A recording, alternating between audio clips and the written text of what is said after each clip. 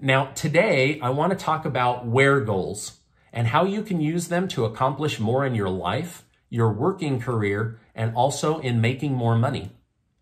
Today is the 8th of January. I hope you haven't already given up on your 2021 goals. If you have, or you haven't even set them yet, hopefully this video will re-engage you or give you some guidance with your goals. Now, WHERE is an acronym for different areas of goal-setting focus: wealth, health, education, relationships, and environment. So let's start with wealth. I think it's important to set money goals each year. Personally, I like to focus on how much money would I like to make this year, and I set that as a goal. I also like to think in terms of what could I do in my business or in my life that would increase my income, and also what could I do to get more out of my assets and my investments.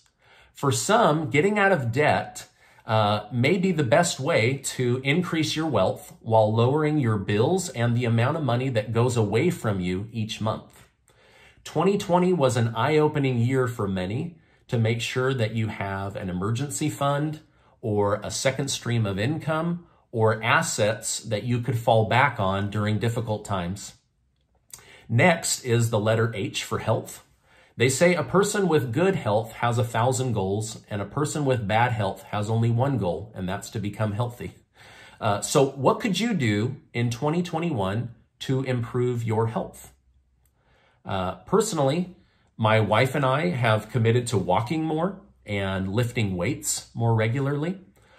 Weight loss is always in most people's top 10 goals when they start their New Year's resolutions. But usually that's one of the first ones to go as we get around mid-January.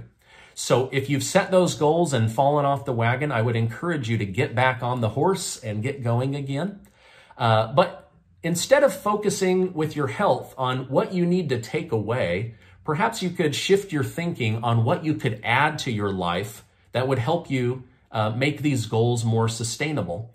So for example, many people say, oh, I'm going to cut out brownies and ice cream or soda or whatever. And that may be well and good, but what if you thought in terms of what could I add? Could I add more walking? Could I add more healthy meals? Could I add whatever it might be? Think in terms of what you could add versus what you could take away. And sometimes that helps you make a goal more sustainable and achievable and easier to commit to.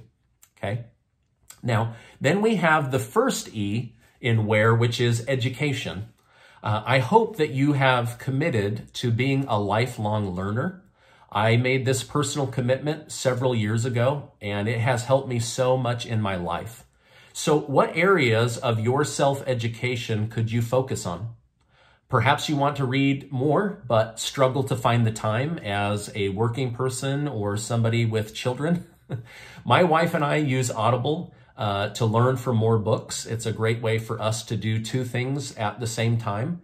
Also, are there courses or seminars that you could attend that would help add value to your life, your resume, or your career, which would ultimately help add more money and wealth back into your life? Then there's R for relationships. If you have a special person in your life, what could you do this year to improve your relationship? What could you do to help your partner more or get to know your partner better? On my wife's website, coachcasey.com, you can download a list of questions to ask each other when you go on dates. This will help you to get to know each other better. My wife and I noticed that when we were going on dates, we noticed many couples around us would sit down and then immediately get on their phone, and they weren't having any kind of interaction or good conversation. So these questions that my wife and I ask each other while we go out on a date or have an in-house date and put the kids in the basement is a great way to improve your relationship and get to know your partner better.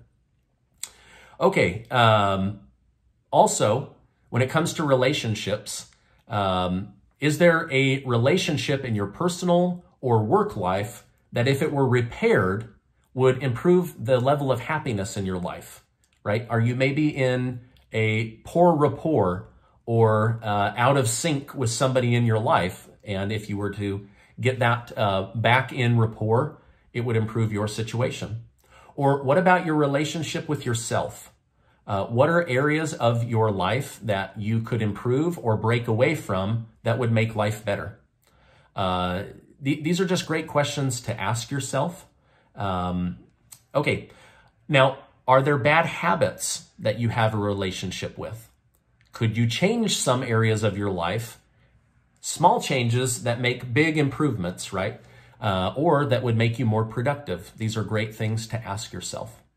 Okay, now the last E is for environment. The people and places and events you surround yourself with will affect your life and your ability to grow as a person. Are you in a toxic environment? Or do you feel like you hate your job? How would making a career change improve your happiness, family time, and your overall zest for life? Okay. Or maybe you're living in a bad living situation that if you made changes to or moved on from would free you from the burden that you've been carrying. Are you surrounding yourself with family and friends and coworkers that encourage you or discourage you, that support you or hold you back? These are great questions to ask yourself.